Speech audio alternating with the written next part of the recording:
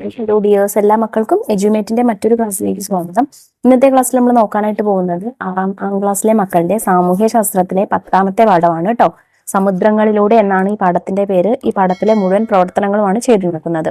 ക്ലാസ്സിലേക്ക് കിടക്കുന്നതിന് മുന്നേ ആയി ചാനൽ ആദ്യമായി കാണുന്നവരാണെങ്കിൽ ഒന്ന് സബ്സ്ക്രൈബ് ചെയ്ത് സപ്പോർട്ട് ചെയ്യാൻ മറക്കരുതേ. അതുപോലെ വീഡിയോ നിങ്ങളുടെ കൂട്ടുകാരിലേക്ക് കൂടെ ഒന്ന് ഷെയർ ചെയ്ത് കൊടുക്കണേ. നിങ്ങൾക്ക് ആവശ്യമുള്ള 6ാം ക്ലാസ്സിലെ മറ്റു വിഷയങ്ങളുടെ വീഡിയോസ് STD6 ന്യൂ സിലബസ് എന്നുള്ള പ്ലേലിസ്റ്റ് എടുത്ത് നോക്കിയാൽ അതിൽ ലഭിക്കുന്നതാണ്. ഇനി സമയശാസ്ത്രത്തിന്റെ വീഡിയോസ് മാത്രം മതിയെങ്കിൽ STD6 സോഷ്യൽ സയൻസ് എന്നുള്ള പ്ലേലിസ്റ്റ് ഉണ്ട്, അതിൽ ലഭ്യമാണ്. അപ്പൊ ശരി, നമുക്ക് നേരെ ക്ലാസ്സിലേക്ക് കടക്കാം. പാഠം തുടങ്ങുന്ന സമയത്ത് നോക്കൂ, നമുക്ക് NV കൃഷ്ണവാര്യരുടെ വെള്ളപ്പൊക്കം എന്നുള്ള കവിതയിലുള്ള 4 വരികൾ തന്നിട്ടുണ്ട്. വയലും പുഴയും കടന്നു പോകാം, കടലിൽ പകർന്നു പോകാം, പഴയ കാലത്തു കൊളംബസ് പോയപ്പോൾ പുതിയ ലോകങ്ങൾ തിരഞ്ഞു പോകാം, നമ്മൾ പുതുവാനവട്ടങ്ങൾ തേടിപ്പോകാം. ഇപ്പൊ എന്താ പറഞ്ഞിട്ടുള്ളത്? പഴയ കാലത്ത് കൊളംബസ് പോയിട്ടുള്ളത് പോലെ എങ്ങനെയൊക്കെയാണ് വയലും പുഴയും പിന്നെ കടലിൽ നിന്ന് കടലുകൾ കടന്ന് താണ്ടി പോകാം, എന്നിട്ടോ പുതുവാനവട്ടങ്ങൾ തേടി പോകാം, പുതിയ പുതിയ ലോകങ്ങൾ തേടി പോകാം എന്നാണ് പറയുന്നത്. കൊളംബസിനെ പോലെ സാഹസിക യാത്ര നടത്തിയ നാവികരെ കുറിച്ച് നിങ്ങൾ കേട്ടിട്ടുണ്ടല്ലോ. നാവികർ എന്ന് പറഞ്ഞാൽ കപ്പലിൽ യാത്ര ചെയ്യുന്ന സഞ്ചാരികൾ. ഓക്കെ, പുതിയ ലോകങ്ങൾ തേടി വിശാലമായ സമുദ്രങ്ങളിലൂടെ അവർ നടത്തിയ യാത്രകൾ ചരിത്രത്തിൽ സ്ഥാനം പിടിച്ചവയാണ്. സമുദ്രങ്ങളെ കുറിച്ചറിയാൻ നമുക്കും ഒരു യാത്ര പോയാലോ? ഭൂമിയിൽ ജീവൻ നിലനിർത്തുന്ന പ്രധാന ഘടകങ്ങളിൽ ഒന്നാണ് ജലം. ഭൗമോപരിതലത്തിന്റെ 71% ജലമാണ്. സമുദ്രങ്ങൾ, കായലുകൾ, തടാകങ്ങൾ, നദികൾ, അരുവികൾ, ഉറവകൾ, ജലസംഭരണികൾ, കിണറുകൾ എന്നിവ ജലത്തിന്റെ വിവിധ സ്രോതസ്സുകളാണെന്ന് നിങ്ങൾക്കറിയാമല്ലോ. ഇവയിൽ ഉപരിതല ജലസ്രോതസ്സുകളും ഭൂഗർഭ ജലസ്രോതസ്സുകളും ഉൾപ്പെടുന്നു. ഉപരിതല ജലസ്രോതസ്സുകൾ ഭൗമോപരിതലത്തിൽ കാണപ്പെടുമ്പോൾ ഭൂഗർഭ ജലസ്രോതസ്സുകൾ ഉപരിതലത്തോട് ചേർന്ന് ഭൂമിക്കുള്ളിലായി കാണപ്പെടുന്നു. അപ്പൊ എന്താ മക്കളെ ഉപരിതല ജലസ്രോതസ്സുകൾ? ഭൂമിക്ക് മുകളിൽ കാണപ്പെടുന്ന ജലസ്രോതസ്സുകൾ. ഭൂഗർഭ ജലസ്രോതസ്സുകൾ എന്ന് പറഞ്ഞാൽ ഭൂമിയുടെ ഉള്ളില്, ഭൂമിക്ക് അടിയിൽ കാണപ്പെടുന്ന ജലസ്രോതസ്സുകൾ. അപ്പൊ അങ്ങനെ എളുപ്പത്തിൽ പഠിച്ചു വെച്ചാൽ മതി കേട്ടോ. തന്നിരിക്കുന്ന ചിത്രങ്ങൾ നിരീക്ഷിച്ച് ആശയപടം പൂർത്തിയാക്കൂ. നോക്കൂ, കിണർ, തടാകം, നീരുറവ, കുഴൽ കിണർ, നദി, സമുദ്രം എന്നിങ്ങനെ 6 ജലസ്രോതസ്സുകളുടെ ചിത്രം തന്നിട്ടുണ്ട്. ഇനി ആശയപടം എന്താണ്? ഉപരിതല ജലസ്രോതസ്സുകളും ഭൂഗർഭ ജലസ്രോതസ്സുകളും ഏതെന്നതിൽ തരംതിരിക്കണം. ഉപരിതല ജലസ്രോതസ്സുകളിൽ പെടുന്നതാണ് നദി, സമുദ്രം, തടാകം തുടങ്ങിയവ. അതായത് ഭൂമിക്ക് മുകളിലാണ് അല്ലെ, ഭൂമിയോട് നിരപ്പായ രീതിയിലാണ് അവ കാണുന്നത്. ഭൂഗർഭ ജലസ്രോതസ്സുകൾക്ക് ഉദാഹരണമാണ് നീരുറവ, കിണർ, കുഴൽ കിണർ. ഇതൊക്കെ ഭൂമിയുടെ ഉള്ളിൽ നിന്ന് എടുക്കുന്ന ജലസ്രോതസ്സുകളാണ്. ദൈനംദിന ആവശ്യങ്ങൾക്കുള്ള ജലം ഏതെല്ലാം സ്രോതസ്സുകളിൽ നിന്നാണ് നമുക്ക് ലഭിക്കുന്നത്? നമ്മളുടെ നിത്യജീവിതത്തിലെ ആവശ്യങ്ങൾക്ക് വേണ്ടത് എവിടെ നിന്നൊക്കെയാ? നീരുറവ, കിണർ, കുഴൽ കിണർ, നദി, തടാകം തുടങ്ങിയവയിൽ നിന്നാണ്. സമുദ്രത്തിലെ ജലം നമ്മൾ ദൈനംദിന ആവശ്യങ്ങൾക്ക് വേണ്ടിയിട്ട് ഉപയോഗിക്കാറില്ല അല്ലെ. കാരണം എന്താണ്? അത് ഉപ്പുജലമാണ്. ഉപ്പിന്റെ അംശമുള്ളത് കൊണ്ട് നമ്മൾ അത് ഉപയോഗിക്കാറില്ല. ജീവജാലങ്ങൾ ഭൂമിയിലെ ജലം നിരന്തരമായി ഉപയോഗിച്ചിട്ടും തീർന്നു പോകാത്തത് എന്തുകൊണ്ടായിരിക്കും? ജലമണ്ഡലത്തിലെ ജലത്തിന്റെ ചാക്രിക ചലനത്തിന്റെ അഥവാ ജലപരിവൃത്തിയുടെ ഫലമായാണ് ജലസ്രോതസ്സുകളിലെ ജലം ഉപയോഗത്തിനനുസരിച്ച് തീർന്നു പോകാത്തത്. എന്താണ് ജലമണ്ഡലം? ഖരം, ദ്രാവകം, വാതകം എന്നീ അവസ്ഥകളിൽ ഭൂമിയുടെ ഉപരിതലത്തിലും അന്തർഭാഗത്തും അതായത് ഉൾഭാഗത്തും അന്തരീക്ഷത്തിലുമായി കാണപ്പെടുന്ന ആകെ ജലമാണ് ജലമണ്ഡലം. ഇനി എന്താണ് ജലപരിവൃത്തി എന്ന് നോക്കാം. ഭൂമിക്കുള്ളിലും ഭൗമോപരിതലത്തിലും അന്തരീക്ഷത്തിലുമായുള്ള ജലത്തിന്റെ ചാക്രിക ചലനമാണ് ജലപരിവൃത്തി. അതായത് എന്താണ്? ബാഷ്പീകരണം നടക്കുന്നു അല്ലെ. താഴെയുള്ള നമ്മുടെ ജലസ്രോതസ്സുകളിൽ നിന്ന് ജലം ചൂടായിട്ട് ബാഷ്പീകരണം നടക്കുന്നു. പിന്നെ മേഘങ്ങളിൽ വെച്ച് ഘനീകരണം നടക്കുന്നു. പിന്നെ എന്ത് ചെയ്യുന്നു? ഈ ഘനീകരണ ശേഷം അത് വർഷണമാകുന്നു, അതായത് മഴയായി താഴേക്ക് പെയ്യുന്നു. വീണ്ടും നദികളും ജലസ്രോതസ്സുകളും രൂപം കൊള്ളുന്നു. അപ്പൊ ഇങ്ങനെ ഒരു ചാക്രിക രൂപത്തിൽ അഥവാ വീണ്ടും വീണ്ടും ഈ പ്രവർത്തനങ്ങൾ ഇങ്ങനെ തുടർച്ചയായിട്ട് നടക്കുന്നത് കൊണ്ട് ഇതിനെയാണ് ജലപരിവൃത്തി എന്ന് പറയുന്നത്. ചിത്രം നിരീക്ഷിച്ചില്ലേ? ഭൗമോപരിതലത്തിലെ വിവിധ ജലസ്രോതസ്സുകളിലെ ജലം ബാഷ്പീകരണത്തിലൂടെ നീരാവിയായി മാറുന്നു. ഇങ്ങനെ അന്തരീക്ഷത്തിലെത്തുന്ന നീരാവി ഘനീഭവിച്ച് മേഘങ്ങൾ രൂപം കൊള്ളുന്നു. മേഘങ്ങൾ കൂടാതെ മൂടൽമഞ്ഞ്, തുഷാരം എന്നിവയും ഘനീകരണത്തിന്റെ മറ്റു രൂപങ്ങളാണ്. വർഷണത്തിലൂടെ മേഘങ്ങളിലെ ജലകണികകൾ ഭൂമിയിലേക്ക് പതിക്കുന്നു. മഴ, മഞ്ഞുവീഴ്ച, ആലിപ്പഴം വീഴ്ച എന്നിവ വർഷണത്തിന്റെ വിവിധ രൂപങ്ങളാണ്. അപ്പൊ ഈ ഒരു പ്രക്രിയ, ഈ ബാഷ്പീകരണം, ഘനീകരണം, വർഷണം, ഈ 3 പ്രക്രിയകൾ തുടർച്ചയായിട്ട് ഇങ്ങനെ നടക്കുന്നുണ്ട് ഒരു ചാക്രിക രൂപത്തിൽ. കണ്ടോ?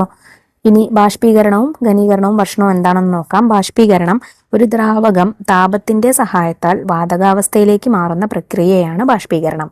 ഘനീകരണം എന്നാൽ വായുവിലെ ജലബാഷ്പം അഥവാ നീരാവി തണുത്ത് ജലമായി മാറുന്ന പ്രക്രിയ.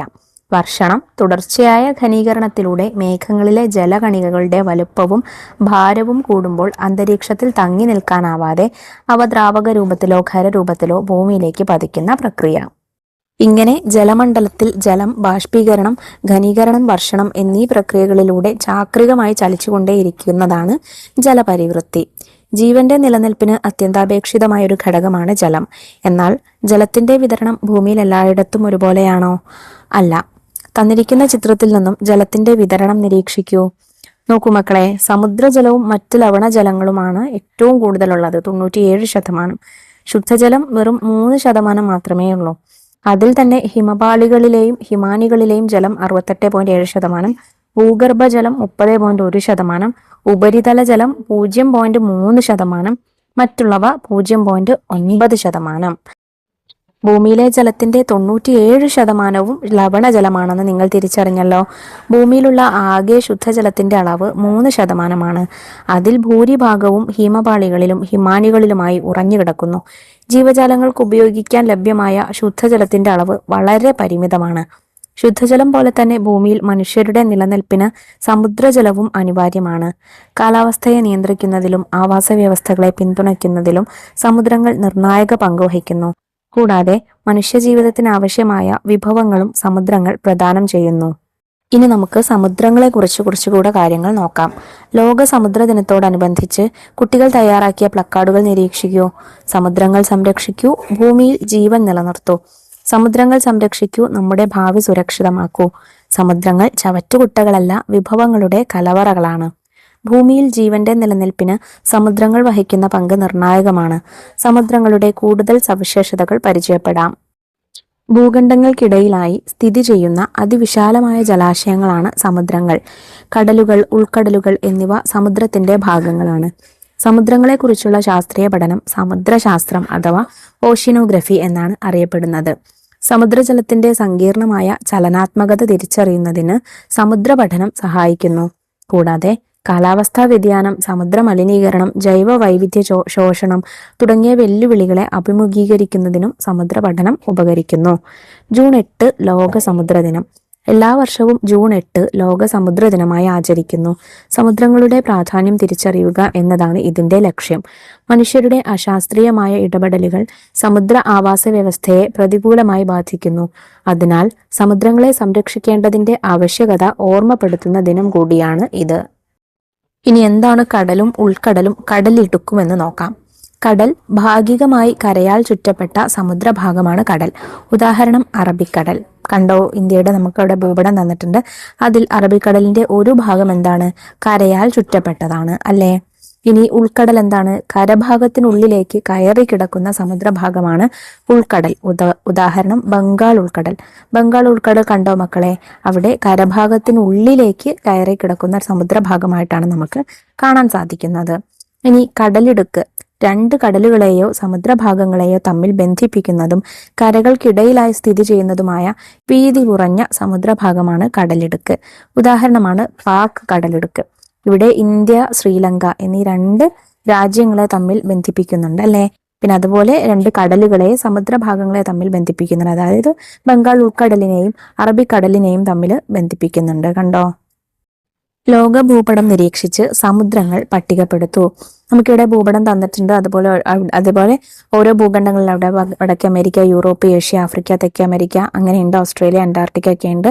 അതിനിടയിലായിട്ട് കടലുകളുണ്ട്. പസഫിക് സമുദ്രം, അറ്റ്ലാന്റിക് സമുദ്രം, ആർട്ടിക് സമുദ്രം, ഇന്ത്യൻ സമുദ്രം, ദക്ഷിണ സമുദ്രം ഒക്കെ ഉണ്ടല്ലേ. അപ്പൊ ഏതൊക്കെയാണ് സമുദ്രങ്ങൾ നമുക്ക് നോക്കാം. ഒരെണ്ണം അവിടെ തന്നിട്ടുണ്ട്, പസഫിക് സമുദ്രം. അതുകൂടാതെ അറ്റ്ലാന്റിക് സമുദ്രം, ദക്ഷിണ സമുദ്രം, ഇന്ത്യൻ മഹാസമുദ്രം, ആർട്ടിക് സമുദ്രം എന്നിവയുമുണ്ട്. ഇനി നമുക്ക് അവിടെ ഒരു വാർത്തയുടെ ചെറിയ ഭാഗം തന്നിട്ടുണ്ട്, വായിച്ചു നോക്കൂ. INSV തരിണിയിൽ പോയിന്റ് നിമോ മറികടന്ന് ഇന്ത്യൻ വനിതകൾ.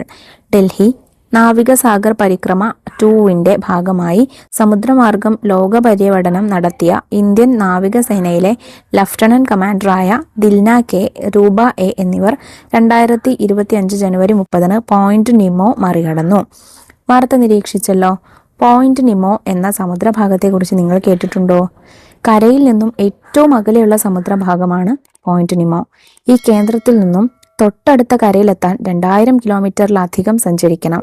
പോയിന്റ് നിമോ പസഫിക് സമുദ്രത്തിലാണ് ഉള്ളത്. പസഫിക് സമുദ്രത്തെക്കുറിച്ച് നമുക്ക് കുറച്ചുകൂടെ അധികം കാര്യങ്ങൾ നോക്കാം.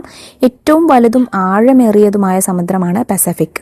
ഭൗമോപരിതലത്തിന്റെ 1/3 ഭാഗത്തോളം ഈ സമുദ്രത്താൽ ആവരണം ചെയ്തിരിക്കുന്നു. പസഫിക് ലോകസഞ്ചാരിയായ ഫെർഡിനൻഡ് മഗല്ലനാണ് പസഫിക് സമുദ്രത്തിന് ഈ പേര് നൽകിയത്. അദ്ദേഹം ഈ സമുദ്രത്തെ മാർ പസഫിക്കോ എന്ന് വിളിച്ചു. ഈ വാക്കിന് ശാന്തം എന്നാണ് അർത്ഥം. അറ്റ്ലാന്റിക് സമുദ്രത്തേക്കാൾ ശാന്തമാണ് പസഫിക് സമുദ്രമെന്ന് തോന്നിയതിനാലാണ് അദ്ദേഹം അങ്ങനെ പേര് നൽകിയത്. പസഫിക് സമുദ്രത്തെ ചുറ്റിയിരിക്കുന്ന ഭൂഖണ്ഡങ്ങളെ കണ്ടോ? ഓസ്ട്രേലിയ, ഏഷ്യ, പിന്നെ അതുപോലെ ആർട്ടിക് സമുദ്രം, അതിനപ്പുറത്ത് പിന്നെ വടക്കേ അമേരിക്ക ഭൂഖണ്ഡം, തെക്കേ അമേരിക്ക. ഭൂപടം പരിശോധിച്ച് പസഫിക് സമുദ്രത്തോട് ചേർന്ന് കിടക്കുന്ന ഭൂഖണ്ഡങ്ങൾ കണ്ടെത്തൂ. ഏഷ്യ, ഓസ്ട്രേലിയ, തെക്കേ അമേരിക്ക, വടക്കേ അമേരിക്ക. ഏറ്റവും കൂടുതൽ ദ്വീപുകൾ കാണപ്പെടുന്നത് ഈ സമുദ്രത്തിലാണ്. ഫിലിപ്പീൻസ്, ജപ്പാൻ, ഹവായ്, ന്യൂസിലാൻഡ് എന്നിവയാണ് പസഫിക് സമുദ്രത്തിലെ ചില പ്രധാന ദ്വീപ സമൂഹങ്ങൾ. പസഫിക് സമുദ്രത്തിന്റെ ഭാഗമായ മരിയാന ട്രഞ്ചിലെ ചലഞ്ചർ ഗർത്തമാണ് ലോകത്തിലെ ഏറ്റവും ആഴമേറിയ ഭാഗം. നിരവധി ഗർത്തങ്ങളും സജീവ അഗ്നിപർവ്വതങ്ങളും ഈ സമുദ്രത്തിന്റെ സവിശേഷതകളാണ്. അതിന് താഴെ ഒരു ചോദ്യം തന്നിട്ടുണ്ട്. പസഫിക് സമുദ്രവുമായി ബന്ധപ്പെട്ട പട്ടിക പൂർത്തിയാക്കൂ. പ്രധാന ദ്വീപുകൾ Philippines, Japan, Hawaii, New Zealand.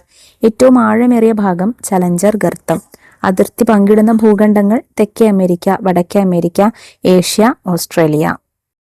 Atlantic സമുദ്രം അടുത്ത സമുദ്രമാണ് കേട്ടോ. അറ്റ്ലാന്റിക് സമുദ്രം, അതിനെക്കുറിച്ച് നോക്കാം. ഒരു വാർത്ത അവിടെ തന്നിട്ടുണ്ട്. ടൈറ്റൻ അന്തർവാഹിനി തകർന്നടിഞ്ഞു. വാഷിംഗ്ടൺ.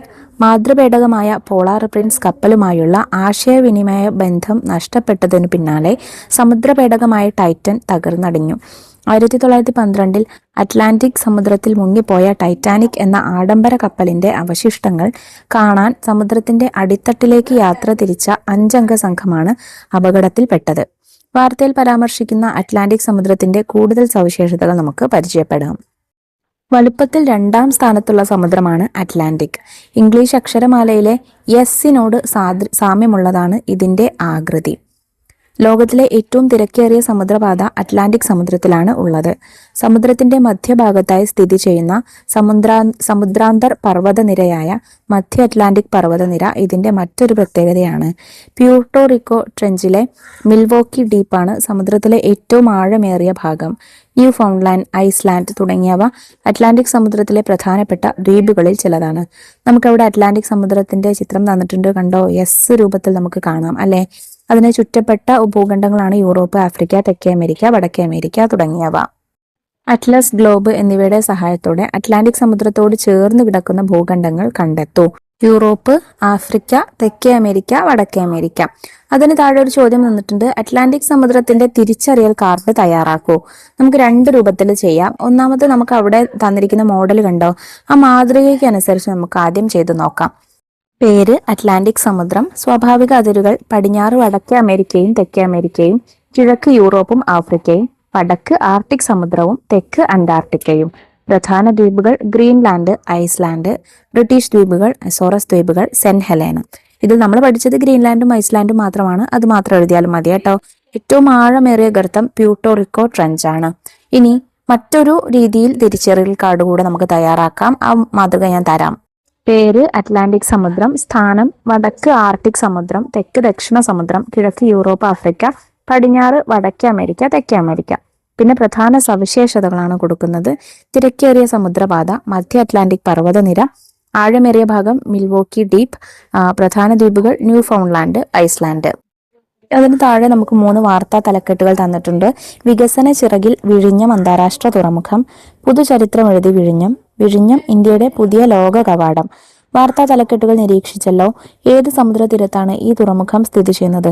അഥവാ വിഴിഞ്ഞം തുറമുഖം ഏത് സമുദ്രതീരത്താണ് സ്ഥിതി ചെയ്യുന്നത്? ഇന്ത്യൻ മഹാസമുദ്ര തീരത്താണ്. ഇനി ഇന്ത്യൻ മഹാസമുദ്രത്തെ കുറിച്ച് നോക്കാം. ഇന്ത്യൻ സമുദ്രം ഒരു രാജ്യത്തിന്റെ പേരിൽ അറിയപ്പെടുന്ന ഏക സമുദ്രമാണ് ഇന്ത്യൻ സമുദ്രം. വലുപ്പത്തിൽ 3ാം സ്ഥാനമാണ് ഇതിനുള്ളത്. ഇന്ത്യൻ സമുദ്രത്തോട് ചേർന്ന് കിടക്കുന്ന ഭൂഖണ്ഡങ്ങൾ കണ്ടെത്തൂ. Africa, Asia, Australia. ബംഗാൾ ഉൾക്കടൽ, അറബിക്കടൽ എന്നിവ ഇന്ത്യൻ സമുദ്രത്തിന്റെ ഭാഗങ്ങളാണ്. സമുദ്രത്തിലെ ഏറ്റവും ആഴമേറിയ ഭാഗമാണ് ജാവ ട്രെഞ്ച്. ആൻഡമാൻ നിക്കോബാർ ദ്വീപുകൾ, ലക്ഷദ്വീപ്, മാലിദ്വീപ്, ശ്രീലങ്ക തുടങ്ങിയവ ഇവിടത്തെ പ്രധാന ദ്വീപുകളാണ്. മലാക്ക കടലിടുക്ക് ഇന്ത്യൻ സമുദ്രത്തെയും പസഫിക് സമുദ്രത്തെയും തമ്മിൽ ബന്ധിപ്പിക്കുന്നു. അതിന് താഴെ ഒരു ചോദ്യം തന്നിട്ടുണ്ട്. ഗ്ലോബ് അറ്റ്ലസ് എന്നിവ നിരീക്ഷിച്ച് ഇന്ത്യൻ സമുദ്രവുമായി അതിർത്തി പങ്കിടുന്ന രാജ്യങ്ങളും സമുദ്രത്തിലെ പ്രധാന ദ്വീപുകളും കണ്ടെത്തൂ. അതിർത്തി പങ്കിടുന്ന രാജ്യങ്ങൾ ഇന്ത്യ, ബംഗ്ലാദേശ്, പാകിസ്ഥാൻ, ശ്രീലങ്ക, മാലിദ്വീപ്, ഇന്തോനേഷ്യ, മലേഷ്യ, തായ്ലൻഡ്, മ്യാൻമർ തുടങ്ങിയവയാണ്. പ്രധാന ദ്വീപുകൾ ആൻഡമാൻ നിക്കോബാർ, ലക്ഷദ്വീപ്, മാലിദ്വീപ്, ശ്രീലങ്ക, മഡഗാസ്കർ, സീഷെൽസ് തുടങ്ങിയവയാണ്. അടുത്ത സമുദ്രം ദക്ഷിണ സമുദ്രമാണ്. ഗ്ലോബ് അറ്റ്ലസ് എന്നിവ നിരീക്ഷിച്ച് അന്റാർട്ടിക്ക ഭൂഖണ്ഡത്തെ വലയം ചെയ്തിരിക്കുന്ന സമുദ്രം കണ്ടെത്തൂ. നോക്കൂ മക്കളെ, അന്റാർട്ടിക്ക ഭൂഖണ്ഡം കണ്ടോ നിങ്ങളിവിടെ? അതിനെ വലയം ചെയ്തിരിക്കുന്ന സമുദ്രം ഏതാണ്? ദക്ഷിണ സമുദ്രമാണ്. അന്റാർട്ടിക്കയ്ക്ക് ചുറ്റുമായി ഏകദേശം 60 ഡിഗ്രി ദക്ഷിണ അക്ഷാംശം വരെ ദക്ഷിണ സമുദ്രം വ്യാപിച്ചു കിടക്കുന്നു. ആർട്ടിക് ഒഴികെ മറ്റെല്ലാ സമുദ്രങ്ങളുമായും അതിർത്തി പങ്കിടുന്ന ഈ സമുദ്രത്തിന് വലുപ്പത്തിൽ 4ാം സ്ഥാനമാണ് ഉള്ളത്.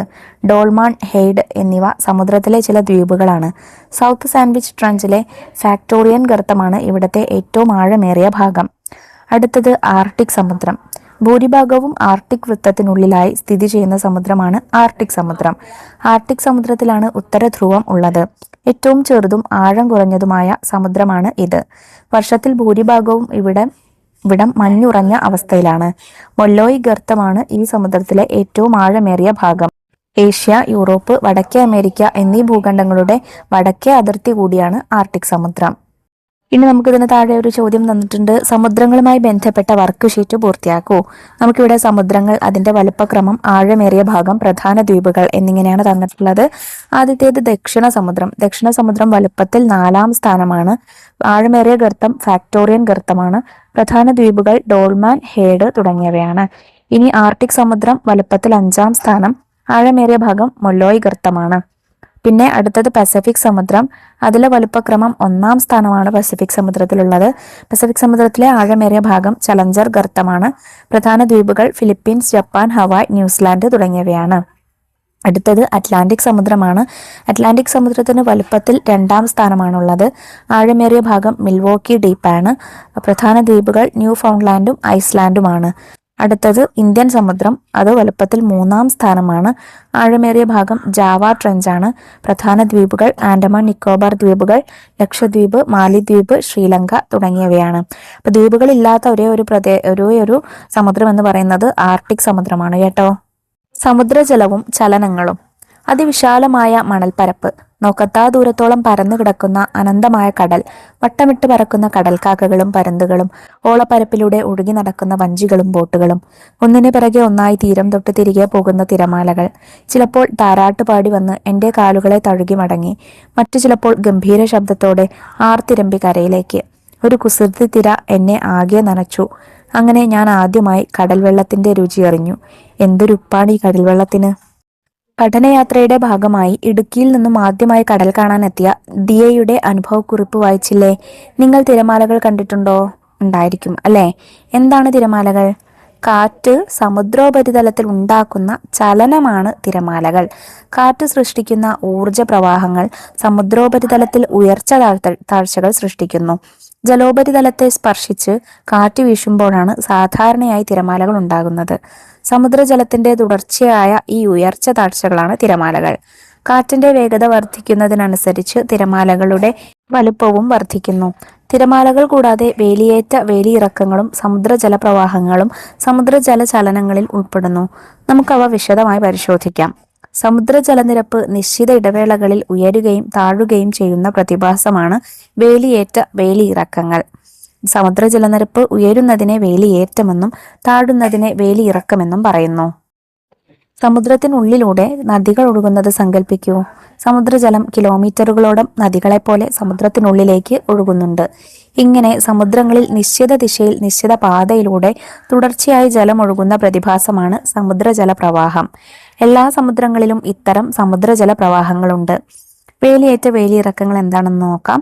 ചന്ദ്രന്റെയും സൂര്യന്റെയും ഗുരുത്വാകർഷണ ബലം, അപകേന്ദ്ര ബലം എന്നിവ കാരണം സമുദ്ര ജലനിരപ്പ് ഉയരുകയും താഴുകയും ചെയ്യുന്നതാണ് വേലിയേറ്റവും വേലിയിറക്കവും.